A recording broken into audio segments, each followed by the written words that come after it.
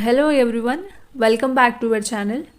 ಈ ವಿಡಿಯೋದಲ್ಲಿ first PUC chemistry practical ಎಕ್ಸಾಮ್ನಲ್ಲಿ ಬರುವಂತಹ ಟೈಟ್ರೇಷನ್ನ ಬಗ್ಗೆ ಡೀಟೇಲ್ ಆಗಿ ತಿಳ್ಕೊಳ್ತಾ ಹೋಗೋಣ. ಸೊ ಟೈಟ್ರೇಷನ್ ಅಂದರೆ ಆಲ್ರೆಡಿ ನಿಮ್ಗೆ ಗೊತ್ತಿದೆ, ಇದು ಒಂದು ವ್ಯಾಲ್ಯೂಮೆಟ್ರಿಕ್ ಅನಾಲಿಸಿಸ್. ಇಲ್ಲಿ 2 ಸೊಲ್ಯೂಷನ್ಗಳನ್ನು ಕೊಡ್ತಾರೆ.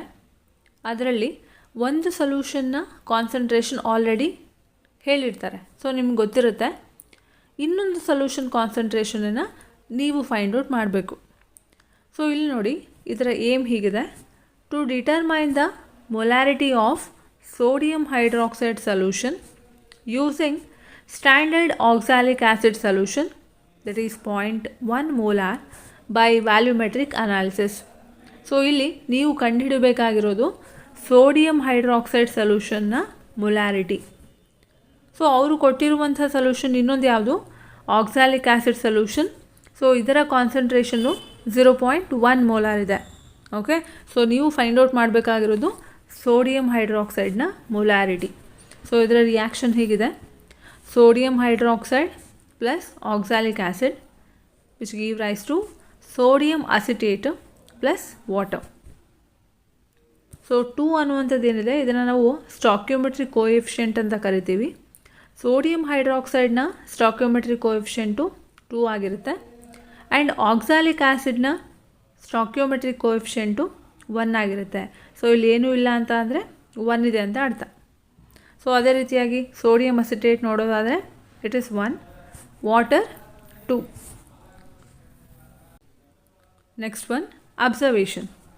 ಇನ್ burette sodium hydroxide solution.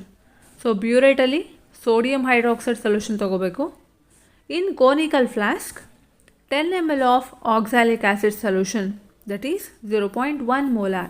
So conical ಫ್ಲಾಸ್ಕಲ್ಲಿ 10 ml ಅಷ್ಟು ಆಕ್ಸಾಲಿಕ್ ಆಸಿಡ್ ಸೊಲ್ಯೂಷನ್ ತೊಗೋಬೇಕು. ಸೊ ಇಲ್ಲಿ ಯೂಸ್ ಮಾಡುವಂಥ indicator phenolphthalein. End point colourless to pale pink. So initially colourless ಆಗಿರುತ್ತೆ ಸ್ಟಾರ್ಟಿಂಗಲ್ಲಿ.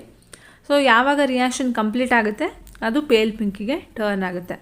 ಸೊ ಇದಿಷ್ಟು ಅಬ್ಸರ್ವೇಷನ್, ಇದನ್ನು ಬರೀಲೇಬೇಕು. ಟೈಟ್ರೇಷನಲ್ಲಿ ಬ್ಯೂರೇಟ್, ಪಿಪೆಟ್, ಕೋನಿಕಲ್ ಫ್ಲಾಸ್ಕ್ ಮತ್ತು ಫನ್ನಲ್ನ ಯೂಸ್ ಮಾಡಬೇಕಾಗುತ್ತೆ. ಸೊ ನೀವು ಟೈಟ್ರೇಷನ್ ಶುರು ಮಾಡೋದಕ್ಕಿಂತ ಮುಂಚೆ ಎಲ್ಲವನ್ನು ಕೂಡ ಒಂದ್ಸಲ ನೀಟಾಗಿ ವಾಶ್ ಮಾಡ್ಕೊಳ್ಳಿ. So first burette. ಸೊ ಬ್ಯೂರೇಟನ್ನು ಒಂದ್ಸಲ ವಾಟ್ರಲ್ಲಿ ನೀಟಾಗಿ ವಾಶ್ ಆದಮೇಲೆ ಅದಕ್ಕೆ 2 ml ಅಷ್ಟು ಸೋಡಿಯಂ ಹೈಡ್ರಾಕ್ಸೈಡ್ ಸೊಲ್ಯೂಷನ್ನ ಹಾಕಿ ರಿನ್ಸ್ ಮಾಡ್ಕೋಬೇಕು. ಸೊ ರಿನ್ಸ್ ಆದಮೇಲೆ ಆ ಸೊಲ್ಯೂಷನ್ನ ಡಿಸ್ಕಾರ್ಡ್ ಮಾಡಿ ಎಗೇನ್ ಫನಲ್ನ ಯೂಸ್ ಮಾಡಿಕೊಂಡು ಸೋಡಿಯಂ ಹೈಡ್ರಾಕ್ಸೈಡ್ ಸೊಲ್ಯೂಷನ್ನ ಫಿಲ್ ಮಾಡಿ. ಸೊ ಎಷ್ಟು ಫಿಲ್ ಮಾಡ್ತೀರಾ ಅಂದರೆ ಇಲ್ಲಿ 0 ಮಾರ್ಕಿಂಗ್ ಇರುತ್ತೆ, ಸೊ ಅಲ್ಲಿಗೆ ಸೆಟ್ ಮಾಡಬೇಕು. ಆದರೆ ನೀವು ಸೊಲ್ಯೂಷನ್ ಹಾಕಬೇಕಾದ್ರೆ 0ಗಿಂತ ಮೇಲ್ಗಡೆನೇ ಸೊಲ್ಯೂಷನ್ ಹಾಕಿರಿ. ಸೊ ಯಾಕೆ ಅಂದರೆ ಒಂದೊಂದು ಸಲ ಇಲ್ಲಿ ಏರ್ ಗ್ಯಾಪ್ ಕ್ರಿಯೇಟ್ ಆಗಿರುತ್ತೆ. ಸೊ ಅದು ರಿಮೂವ್ ಆಗಬೇಕು ಅಂತ ಅಂದರೆ ಸೊ ನೀವು ಸ್ಪೀಡಾಗಿ ಸೊಲ್ಯೂಷನ್ನ ಬರೋ ಥರ ಮಾಡಬೇಕು. ಸೊ ಆಗ ಈ 0ಗಿಂತ ಮತ್ತೆ ಸೊಲ್ಯೂಷನ್ ಕೆಳಗಡೆ ಬರ್ಬೋದು. ಎಗೇನ್ ಮತ್ತೆ ಸೊಲ್ಯೂಷನ್ ಹಾಕಿ 0ಗೆ ಸೆಟ್ ಮಾಡ್ಕೊಳ್ಳಿ. So next is conical flask. So conical ಫ್ಲಾಸ್ಕಲ್ಲಿ 10 ml ಅಷ್ಟು ಆಕ್ಸಾಲಿಕ್ ಆಸಿಡ್ ಸೊಲ್ಯೂಷನ್ ತೊಗೋಬೇಕು ಬೈ ಯೂಸಿಂಗ್ ಪಿಪೆಟ್.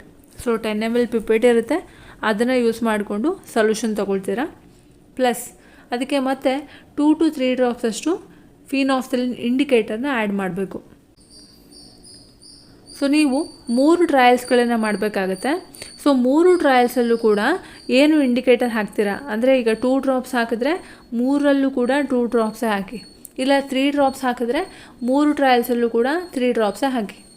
ಆಗ ರೀಡಿಂಗು ಕರೆಕ್ಟಾಗಿ ಬರುತ್ತೆ. ಸೊ ನಿಮ್ಮ ಕೋನಿಕಲ್ ಫ್ಲಾಸ್ಕು ನಿಮ್ಮ ರೈಟ್ ಹ್ಯಾಂಡಲ್ಲಿ ಇರಬೇಕು ಆ್ಯಂಡ್ ನಿಮ್ಮ ಲೆಫ್ಟ್ ಹ್ಯಾಂಡು ಈ ನಾಬ್ ಮೇಲೆ ಇರಬೇಕು. ಸೊ ಬ್ಯೂರೇಟಿಂದ ಸೊಲ್ಯೂಷನನ್ನು ಡ್ರಾಪ್ ವೈಸು ಕೋನಿಕಲ್ ಫ್ಲಾಸ್ಕಿಗೆ ಆ್ಯಡ್ ಮಾಡ್ತಾ ಬರ್ತೀರಾ. ಆ್ಯಡ್ ಮಾಡ್ತಾ with constant shaking. So shake ಮಾಡ್ತಾ ಇರಬೇಕು. ಸೊ ಎಲ್ಲಿವರೆಗೂ ಆ್ಯಡ್ ಮಾಡಬೇಕು ಅಂತ ಅಂದರೆ ನಿಮ್ಮ ಕಲರ್ಲೆಸ್ ಸೊಲ್ಯೂಷನ್ನು ಪೇಲ್ ಪಿಂಕಿಗೆ ಟರ್ನ್ ಆಗಬೇಕು. ಓಕೆ, ಸೊ ನೀವು ಸ್ಟಾರ್ಟ್ ಮಾಡಿರೋದು 0ಇಂದ ಅಲ್ವಾ.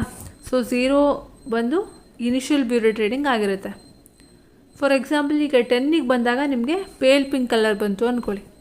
ಸೊ ಇದು ಆಗ ಫೈನಲ್ ಬ್ಯೂರೇಟ್ ರೀಡಿಂಗ್ ಆಗಿರುತ್ತೆ. ಸೊ ಅಲ್ಲಿಗೆ ನೀವು ಸ್ಟಾಪ್ ಮಾಡಬೇಕು. ಸೊ ಇದೇ ಥರ ಇನ್ನು 2 ಟ್ರಯಲ್ಸ್ಗಳನ್ನು ತೆಗಿಬೇಕಾಗುತ್ತೆ.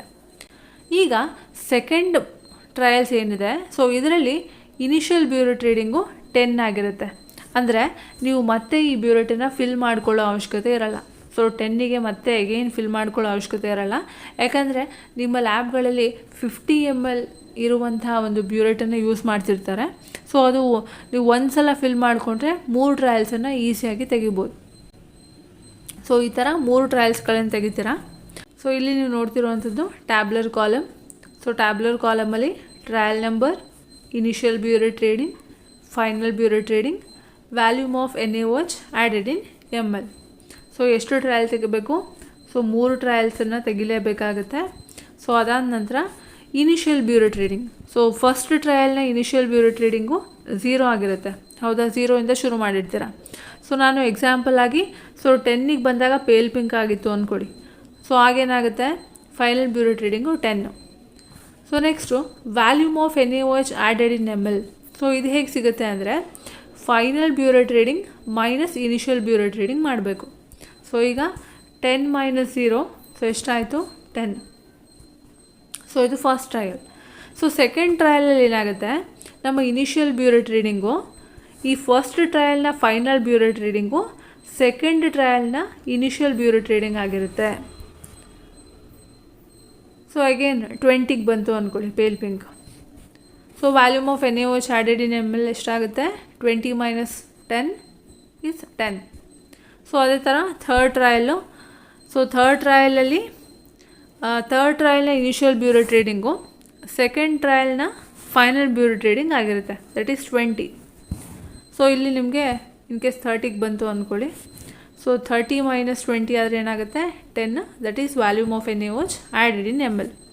ಸೊ ಈ 3 ಟ್ರಯಲ್ಸ್ಗಳು ವ್ಯಾಲ್ಯೂಸ್ಗಳು ಬಂದಿದೆ. ಈಗ concordant volume. So concordant volume ಅಂದರೆ ಈ 3 ಟ್ರಯಲ್ಸ್ಗಳೇನಿದೆ ಈ 3 ಕೂಡ ಆ್ಯಡ್ ಮಾಡಬೇಕು. ಸೊ ಆ್ಯಡ್ ಆದಮೇಲೆ ಡಿವೈಡೆಡ್ ಬೈ 3 ಮಾಡಬೇಕು. ಸೊ ಅವಾಗ ಏನು ವ್ಯಾಲ್ಯೂ ಬರುತ್ತೆ? ಅದು ಕನ್ಕಾರ್ಡೆಂಟ್ ವ್ಯಾಲ್ಯೂಮ್ ಆಗಿರುತ್ತೆ. ಸೊ ಇಲ್ಲಿ ಎಷ್ಟು ಬರುತ್ತೆ ಆಗ? 10 ಅಲ್ವಾ? ಸೊ 10 + 10 + 10 30 ಡಿವೈಡೆಡ್ ಬೈ 3, ಸೊ 10 ಆಗುತ್ತೆ. So 10 ml. It is a concordant volume, that is V1. That is volume of NaOH added in ml. Next one calculation. So ಇಲ್ಲಿ ಒಂದು ಫಾರ್ಮುಲಾ ಇದೆ. M1V1 divided by M2V2 equals A1 divided by A2. M1 ಅಂದರೆ molarity of sodium hydroxide, V1 volume of sodium hydroxide, M2 molarity of oxalic acid, V2 volume of oxalic acid, A1 stoichiometric coefficient of sodium hydroxide, A2 stoichiometric coefficient of oxalic acid. So ನಾವು calculate ಮಾಡಬೇಕಾಗಿರೋದು molarity of sodium hydroxide, that is M1. So ಉಳಿದಿರೋದೆಲ್ಲ ಇನ್ನೊಂದು ಕಡೆ shift ಮಾಡೋಣ. So ಹಾಗೇನಾಗುತ್ತೆ, M1 equals A1 divided by A2 into M2V2 divided by V1. So ತುಂಬ ಜನಕ್ಕೆ stoichiometric coefficient ಅಂದರೆ ಕನ್ಫ್ಯೂಷನ್ ಆಗುತ್ತೆ. ಸೊ ಇಲ್ಲಿ ನೋಡ್ಕೊಳ್ಳಿ. ಸೊ ರಿಯಾಕ್ಷನ್ ಗೊತ್ತಿದೆ ನಮಗೆ. ಸೊ ಇದರಲ್ಲಿ stoichiometric coefficient of sodium hydroxide so ಎಷ್ಟು? 2. ಇದು A1 ಆಗುತ್ತೆ. And stoichiometric coefficient of oxalic acid so ಇಲ್ಲಿ ಏನೂ ಇಲ್ಲ. ಸೊ ಏನೂ ಇಲ್ಲ ಅಂದರೆ 1 ಅಂತ ಅರ್ಥ. ಸೊ ಇಲ್ಲೇನಾಯಿತು, A1 ಜಾಗಕ್ಕೆ 2 ಬರೀತೀರಾ ಆ್ಯಂಡ್ A2 ಜಾಗಕ್ಕೆ 1 ಬರೀತೀರಾ. ಇಂಟು M2 ಅಂತ ಅಂದರೆ molarity of oxalic acid, so ಅವರೇ ಕೊಟ್ಟಿದ್ದಾರೆ 0.1 ಇಂಟು. ಸೊ V2 ಅಂದರೆ volume of oxalic acid. So conical ಫ್ಲಾಸ್ಕಲ್ಲಿ ಆಕ್ಸಾಲಿಕ್ ಆ್ಯಸಿಡ್ 10 ml ತೊಗೊಳ್ತೀರಲ್ವಾ. So 10, V2 is 10 divided by V1. V1 ಅಂತ ಅಂದರೆ concordant volume, that is volume of sodium hydroxide. So ಇದಿಷ್ಟನ್ನು ಕೂಡ substitute ಮಾಡಿ ಕ್ಯಾಲ್ಕುಲೇಟ್ ಮಾಡಿದಾಗ ನಮಗೆ M1 ಸಿಗುತ್ತೆ. So next result. ಸೊ ರಿಸಲ್ಟಲ್ಲಿ ಏನು ಬರೀತೀರಾ? Molarity of sodium hydroxide solution equals dash mole per litre.